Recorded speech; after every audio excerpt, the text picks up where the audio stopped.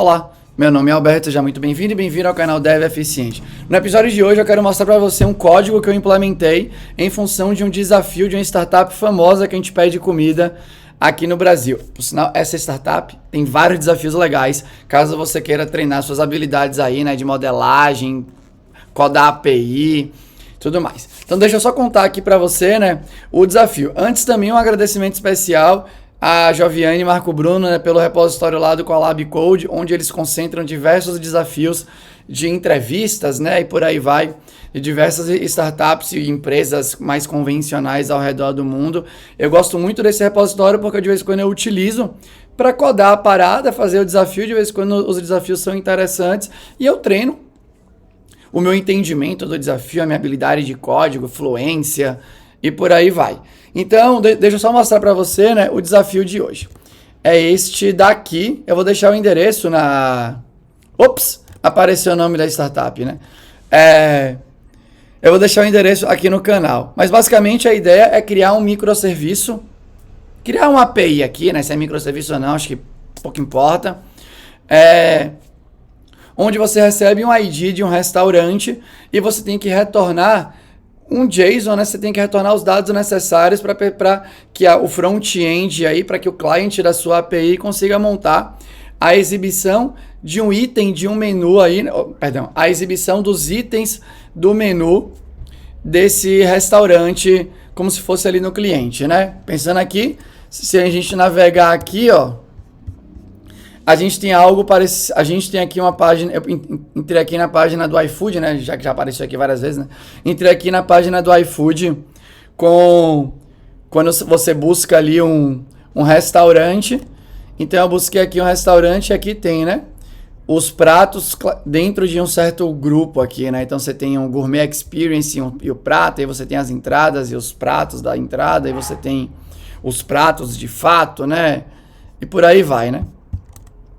Então, a ideia basicamente é fazer uma API que retorne os dados suficientes para que parte desse front aqui seja montado. E a descrição do desafio está aqui, né? Então, quem quiser ler depois é só entrar. Eu achei um desafio interessante porque você tem que trabalhar ali, né? Construir a modelagem em função dos dados que são colocados aqui. Tem uns requisitos não funcionais que são aqui, né? Interessantes, algumas dicas, um exemplo. E aqui no final ele dá um pouco do exemplo, né, do que o front-end deveria ser capaz de fazer com os dados retornados pela sua API. Um item que para mim que eu fiquei em dúvida foi essa composição final aqui. Percebe que aqui ó, tem mais profundidade nesse combo do que nos pratos de cima. E as suas opções, né? E por aí vai, que dá aqui um pouco de hierarquia, né? Eu posso ter um double, que é uma opção que tem um pick, que é uma opção que tem a onion, ou de vez em quando tem um chip, que tem a opção que é o bacon, e por aí vai. Navegando pelo iFood, eu não achei um paralelo, mas obviamente eu não tenho para quem perguntar aqui. E na descrição do desafio, eu não entendi que precisava desse nível de implementação, né? Fazendo um pouco de hierarquia ali, né? Pai, filho, filho, filho, filho, por aí vai, né? Mãe, filho, filho, filho, por aí vai.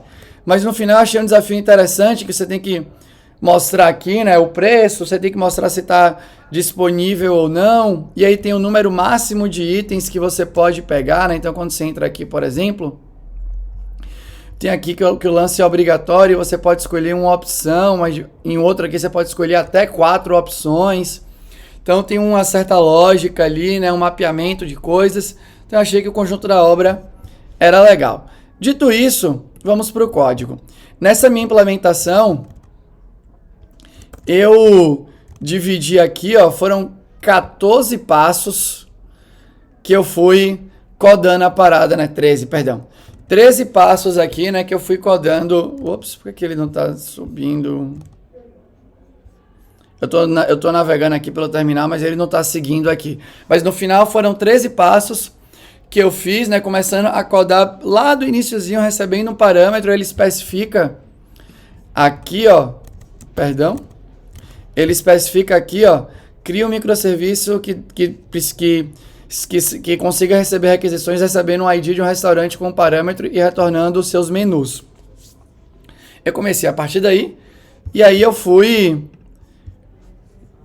programando aí, codando cada uma das partes, né? Fui incrementando ali o código para que eu conseguisse chegar lá naquele resultado. E eu quero contar um pouco para vocês aí, né, desse meu fluxo, beleza?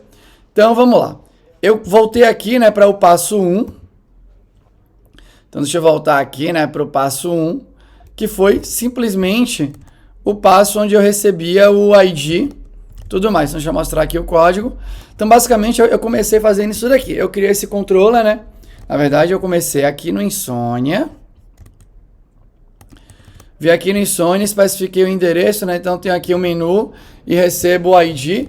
Eu fui bem Caxias aqui, né? Ele disse que o serviço deveria receber o ID do restaurante como um parâmetro.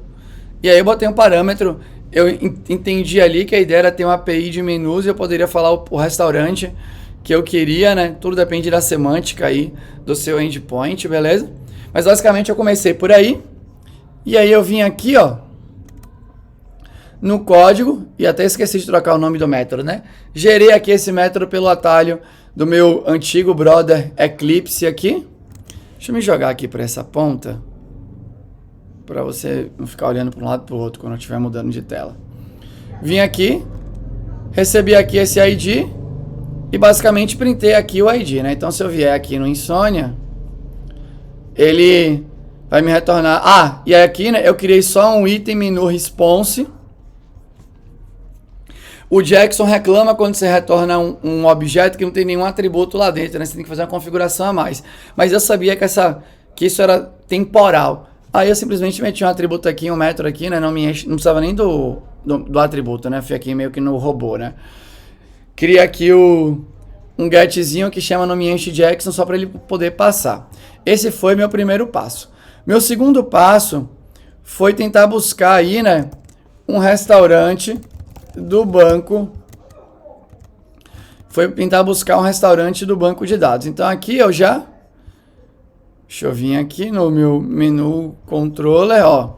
Ele já atualizou aqui. Deixa eu só pedir aqui, né? Dar um refresh básico aqui. Então dei um refreshinho. Basicamente aqui eu dei meu primeiro passo, né? Falei, putz, eu vou querer exibir aqui os dados do restaurante. Então eu vim aqui construir a minha classe restaurante só com o ID.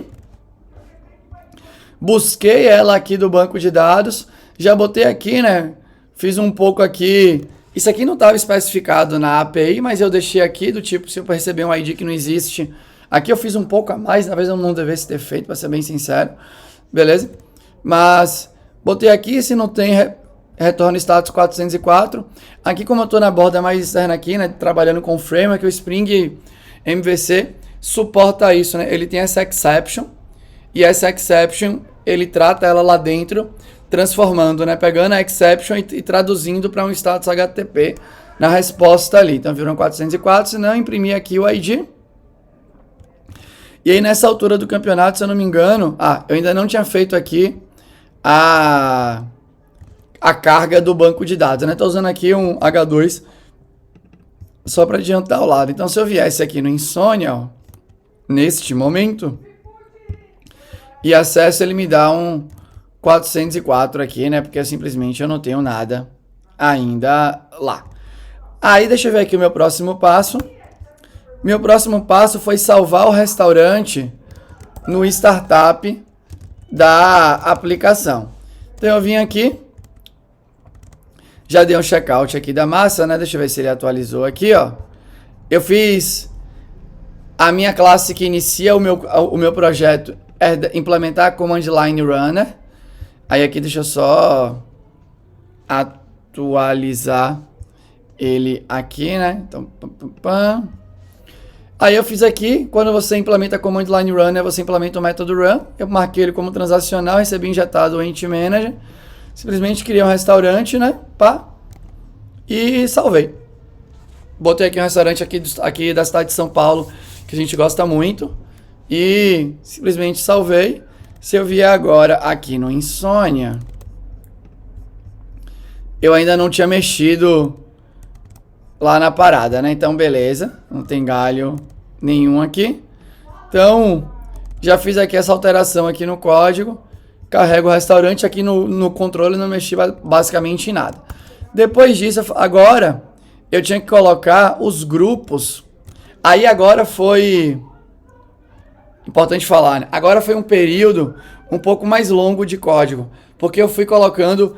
Eu coloquei o grupo e voltava, né? Até não foi tão mais longo. Mas eu tinha que codar ali um pouco de... Pegar o grupo, criar o grupo, associar o grupo ao restaurante para voltar aqui. Então deixa eu dar aqui o checkout para esse lance do grupo.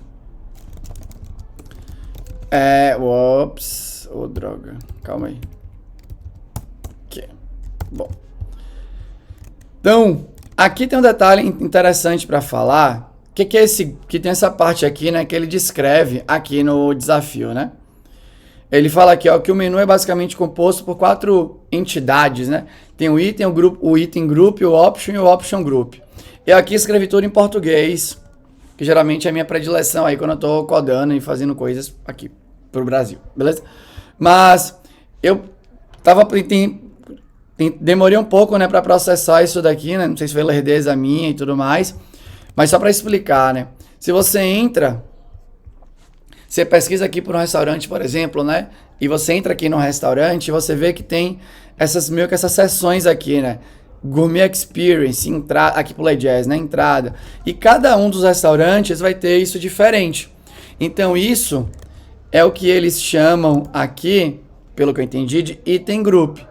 E o que é o item? O item é o que faz parte do grupo, né? Então o item é basicamente o item ali do grupo, depende do contexto, né? Obviamente que eles aqui fizeram, né? Nomes genéricos o suficiente para abraçar o maior número de restaurantes aí que pudesse. E o restaurante, até por conta do tamanho hoje do iFood, né? Os restaurantes meio que se adaptam, né? Dão o seu jeito aí para usar o sistema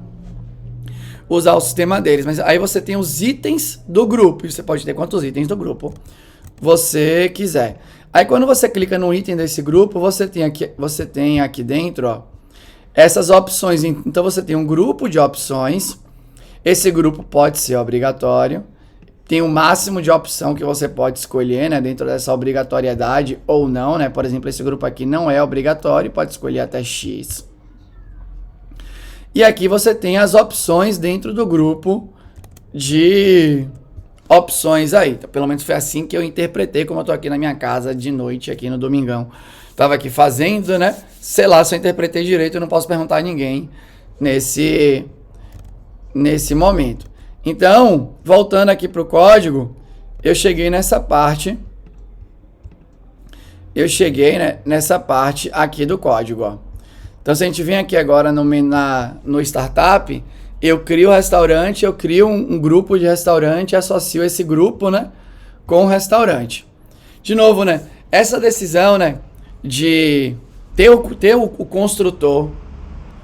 E aqui e olha isso, né, eu tinha começado codando com esse método aqui, ó, adiciona grupo.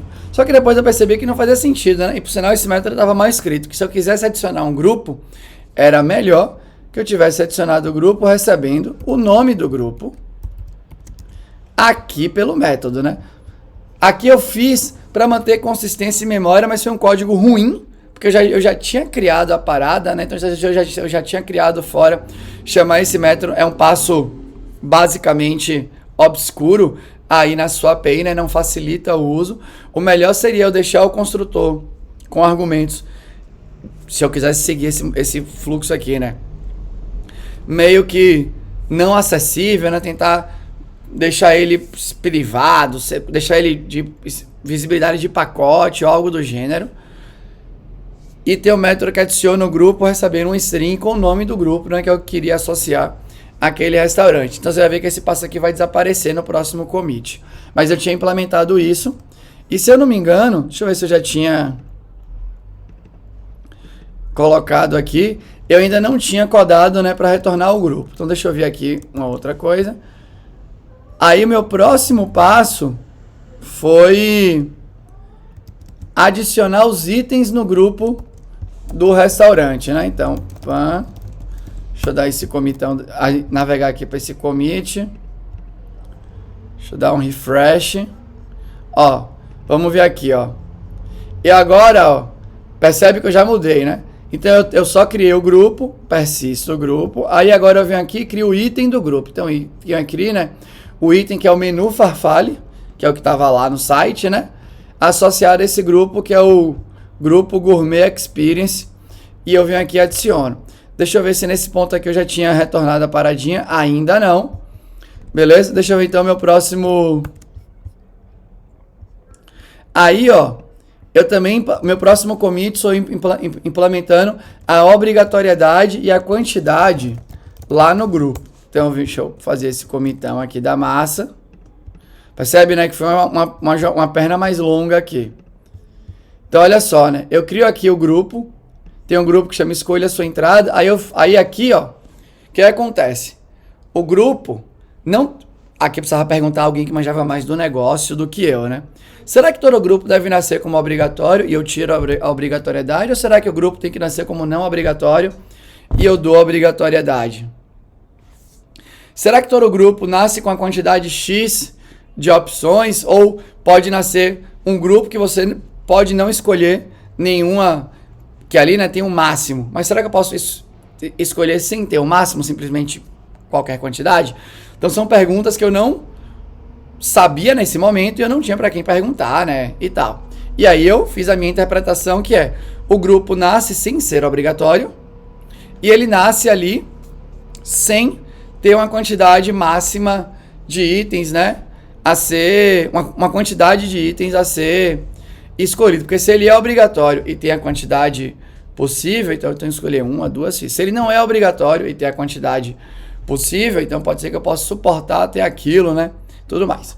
Então, foi o que eu fiz. Eu crio ele sem ser obrigatório e eu tenho um método aqui que me diz que ele é obrigatório. Eu já recebo a quantidade de opções a ser escolhida aí, né? Então, essa quantidade tem que ser maior do que 0. Aí eu faço aqui, né, a checagem da pré-condição. Então, esse método sabe que essa quantidade tem que ser maior do que 0. E eu sei que, infelizmente, esse positive aqui, né, não é executado na hora da chamada do método. Aqui, né, pelo menos não normalmente no seu código em Java. Aí eu troco. Faço com que ele seja obrigatório. E boto aqui, ó, a quantidade de opções a ser escolhida. Basicamente é isso. Não sei se eu já implemento alguma coisa aqui no controle. Ainda não. Beleza? Então, faço essa parte aqui. Dito isso, deixa eu ver meu próximo commit. Aí agora, eu quero associar... Eu tenho um grupo de opções. Acho que eu dei mais um passo aqui, né? Grupo de...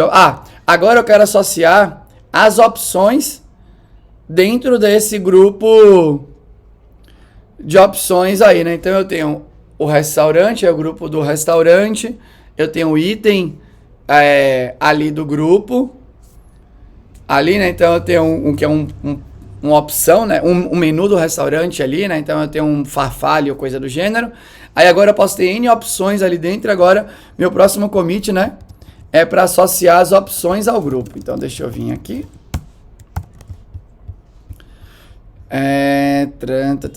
Deixa eu dar um refresh aqui na parada.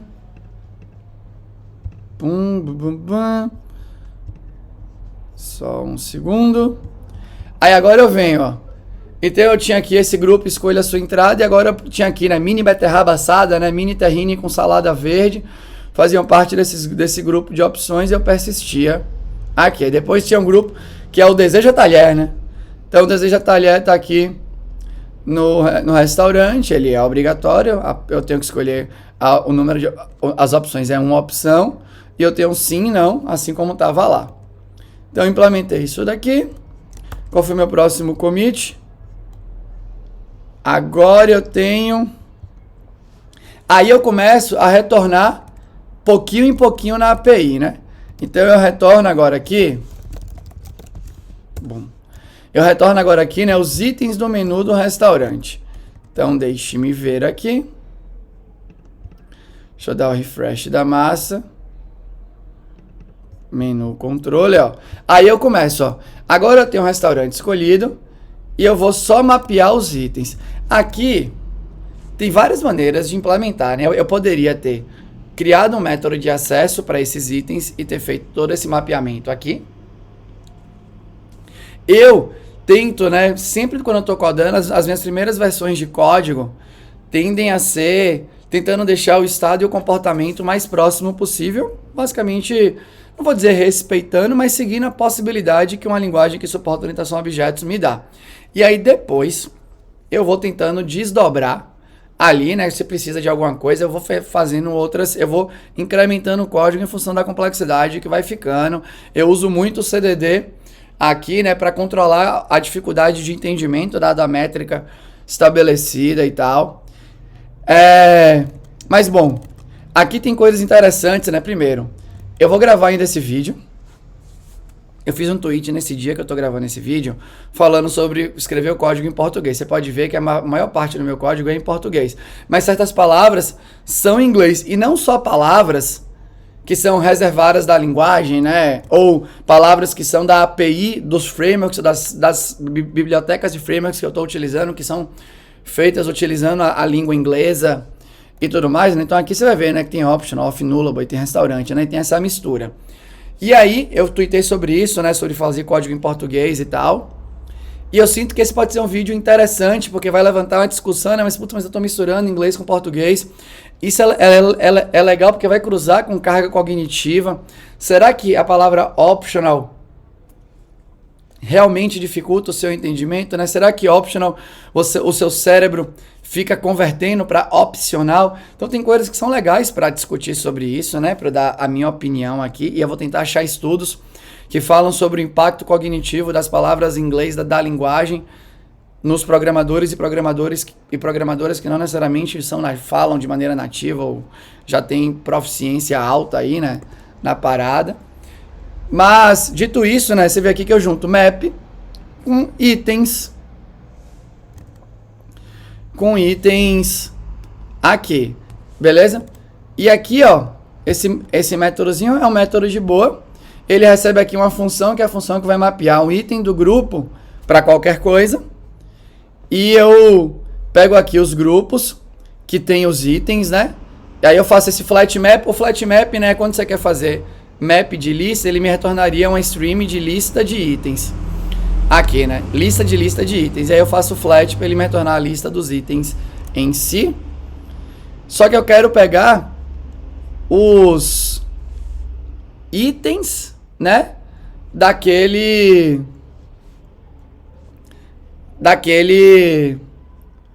grupo ali, né? Então eu tô aqui no restaurante que tem os grupos de restaurante e eu quero pegar os itens daquele grupo.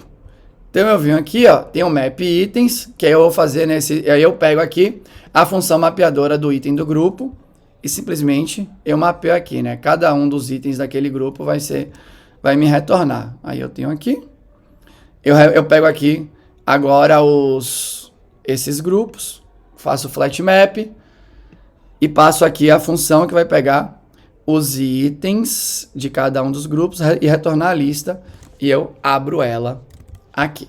Nesse ponto aqui do código, ó, pode ver que eu vou ter o restaurante escolhido e ele vai me retornar os itens do menu.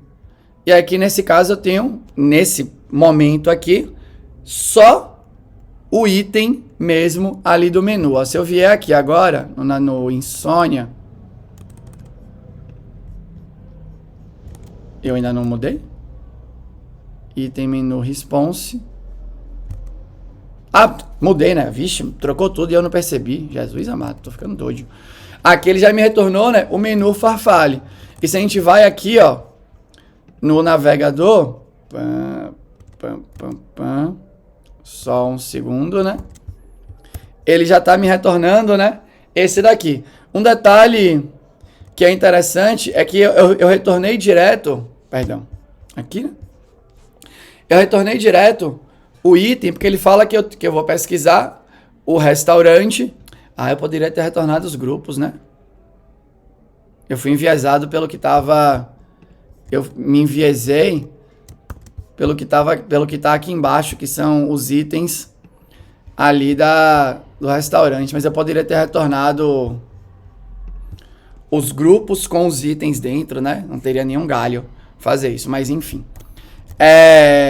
Então, beleza. Aqui agora eu começo só a desdobrar o meu domínio para responder, né, o que a API precisa. Então, eu pego o restaurante e mapeio todos os itens ali, né? E aí, como eu não queria passar pelos grupos, percebe o método, né? É o método que vai mapear os itens de todos os grupos daquele... Bom, continuando aqui, né? Eu editei e eu tô falando da minha edição, né? Mas tudo bem, né? Isso fala quão bom eu sou de editar. Deu uma travada e eu tô continuando. Então aqui eu retornei todos os itens de todos os grupos de um determinado restaurante. Vamos aqui pro próximo commit agora, que é... Eu quero retornar as opções dos grupos, as opções de grupo de cada item aí, né? Então eu vou dar aqui um checkout para esse daqui. E eu vou aqui agora dar um refresh na parada.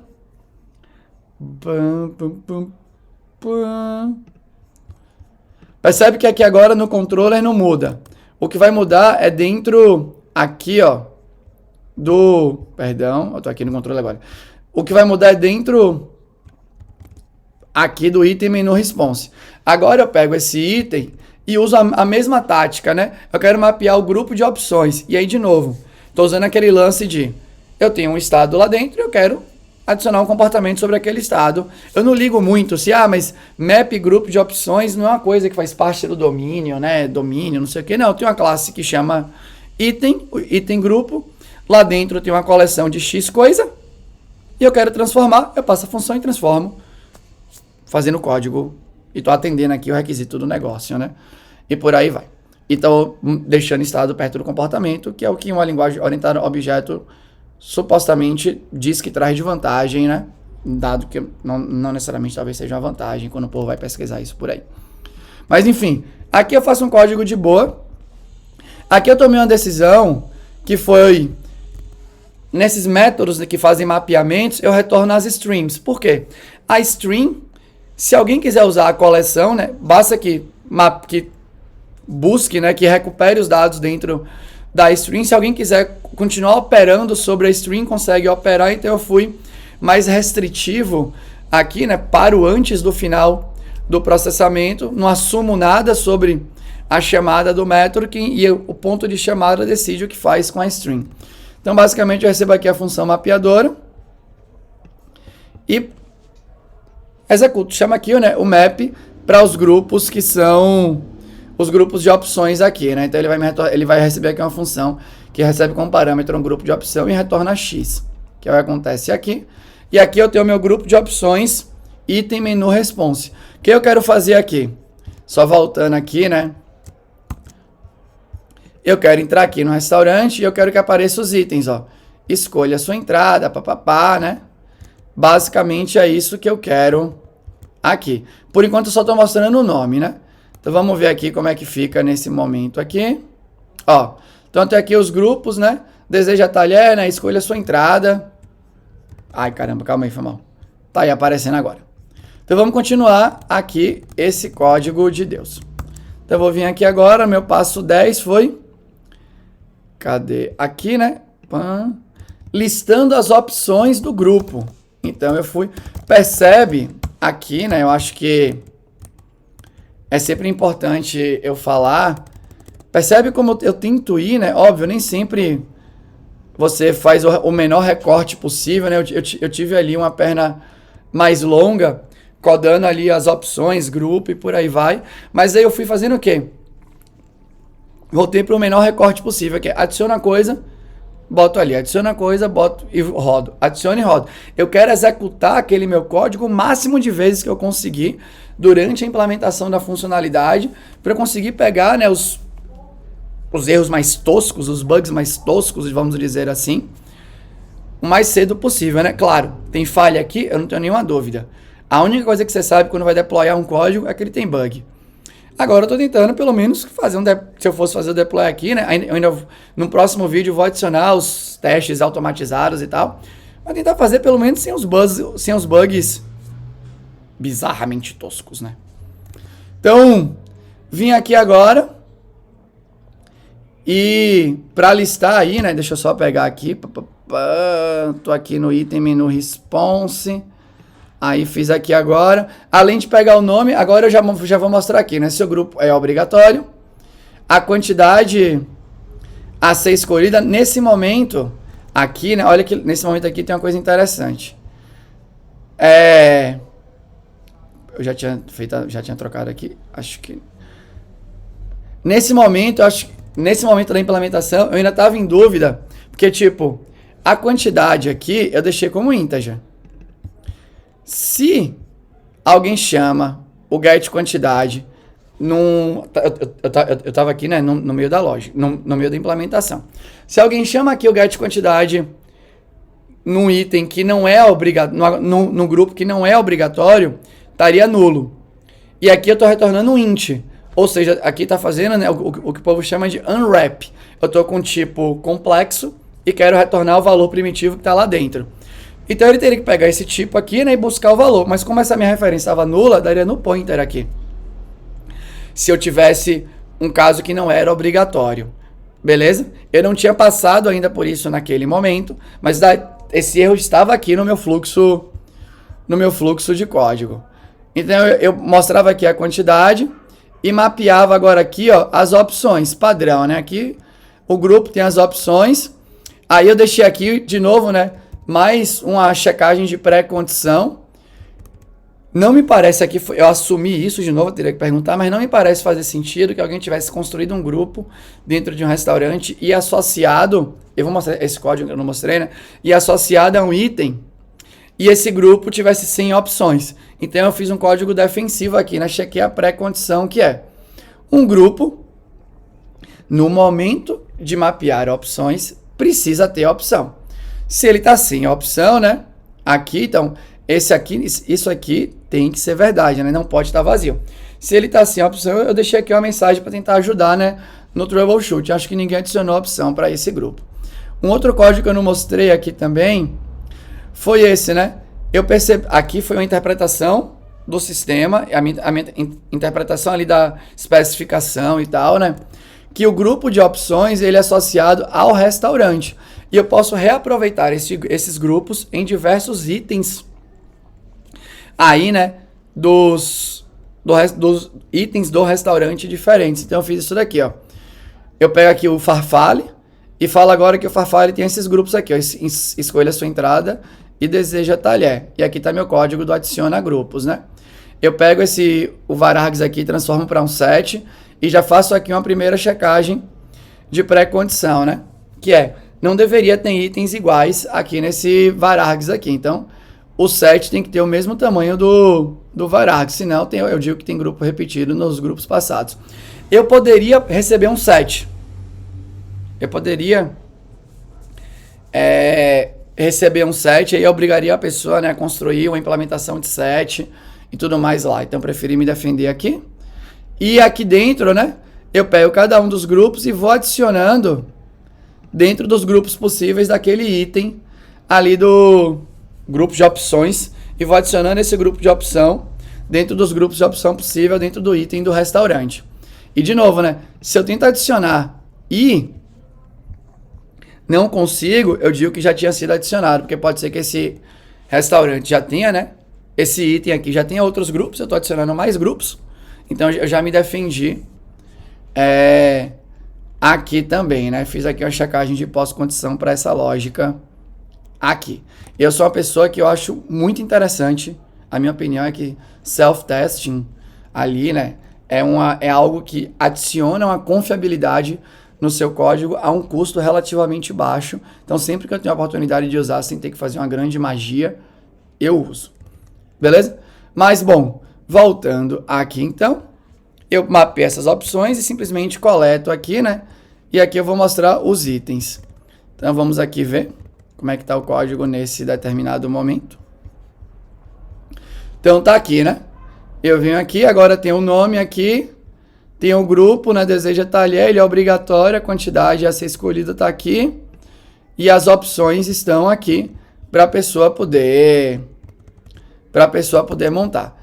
Depois disso, eu troquei aqui, né?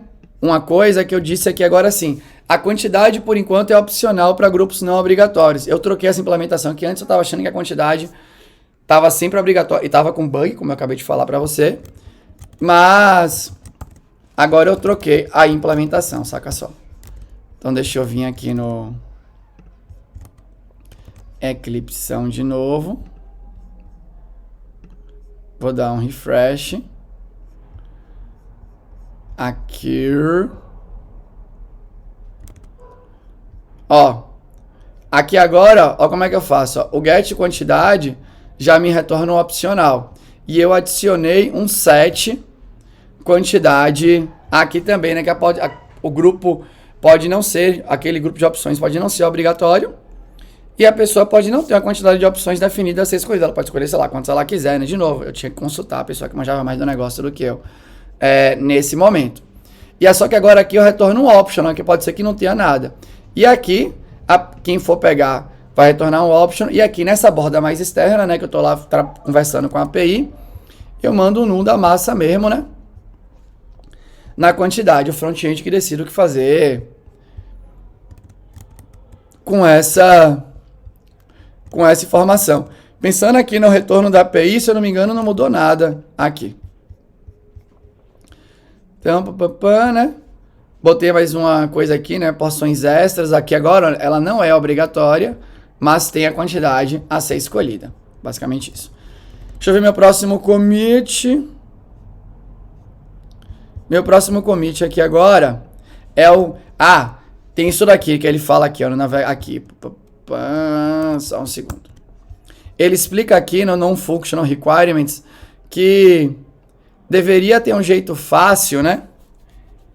Aqui, ó.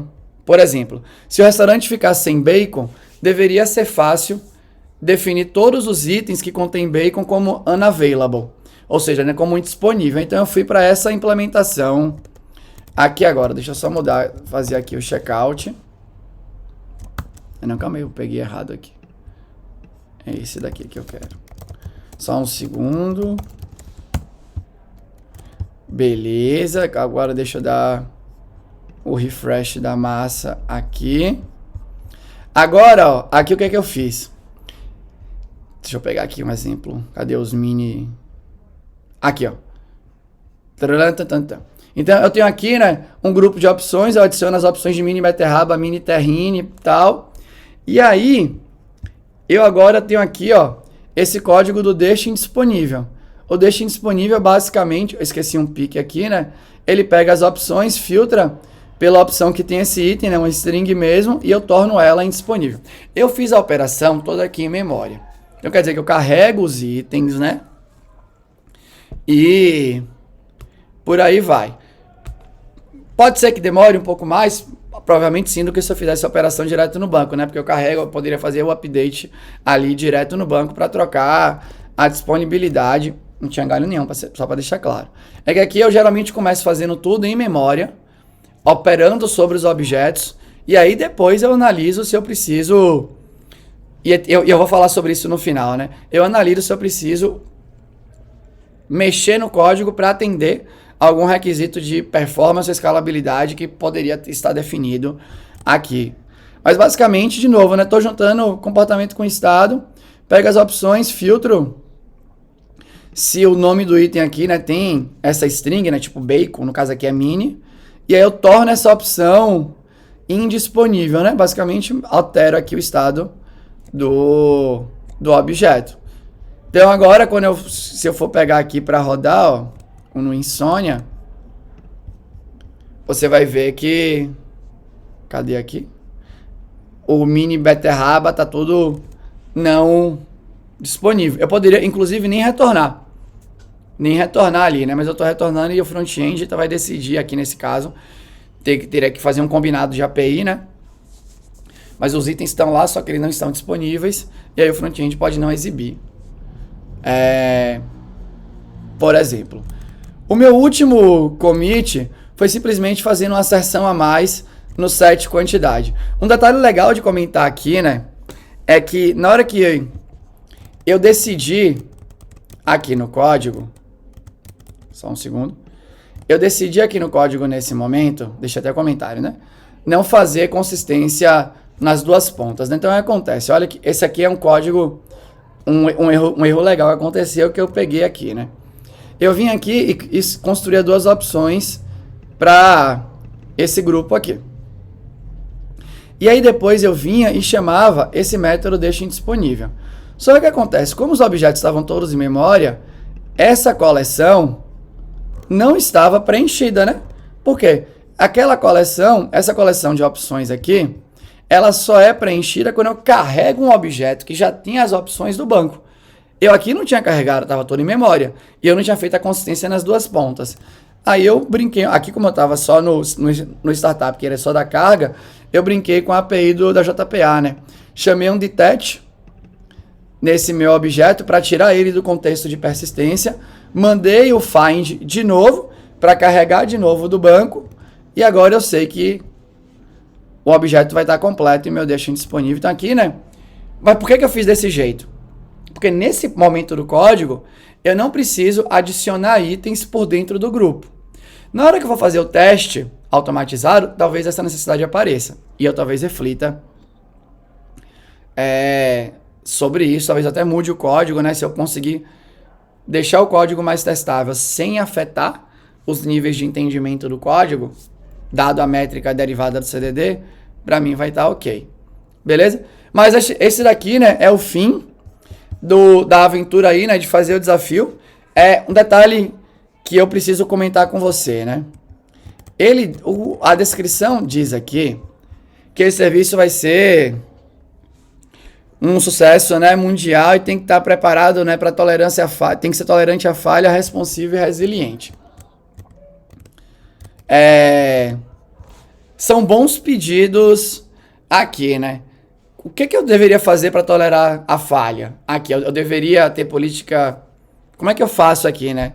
Porque se alguém fizer a requisição e não tiver, por exemplo, der alguma zica ali, qual que deveria ser a reação do sistema? Uma coisa que eu precisaria conversar, né? Qual que deve ser esse nível de tolerância à falha e por aí vai. Essa parte de responsividade, então aqui, né? Responsividade geralmente conversa muito com escalabilidade, porque vai aumentando o número de...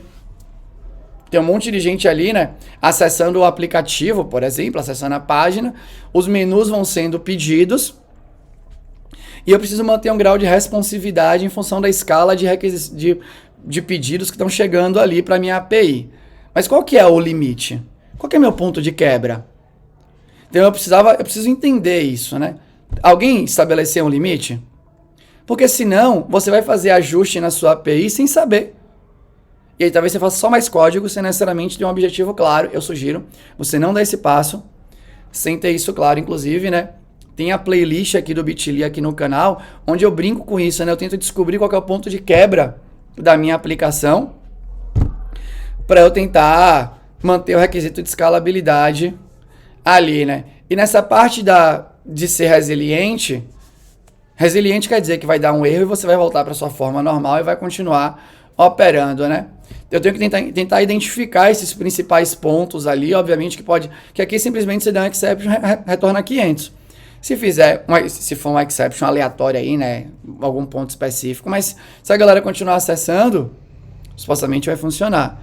Então precisa fazer essa investigação aí, né, de quais são os pontos que eu preciso ali, né, ter mais preocupação com a resiliência. Talvez, por exemplo, imagina que eu meto um cache que seja necessário meter um cache para conseguir atender a escala, para não ficar indo no banco o tempo inteiro, operando e por aí vai. Só que na hora que for no cache, pode ser que dê pau no cache. E não é porque deu pau no cache que eu não vou fazer a outra parte. Aí você começa a brincar com resiliência, né? Você tem um fallback ali na parada. Talvez se o seu cache é um cache, né, que você está acessando, sei lá, alguma infraestrutura externa e pode dar algum pau de rede e tal. Então você vai ter uma política de timeout e tudo mais.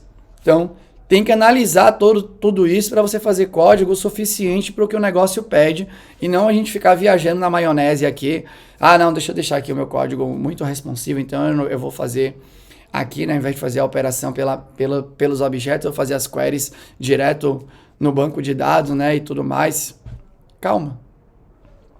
Vamos ver. Beleza? Mas, basicamente era isso.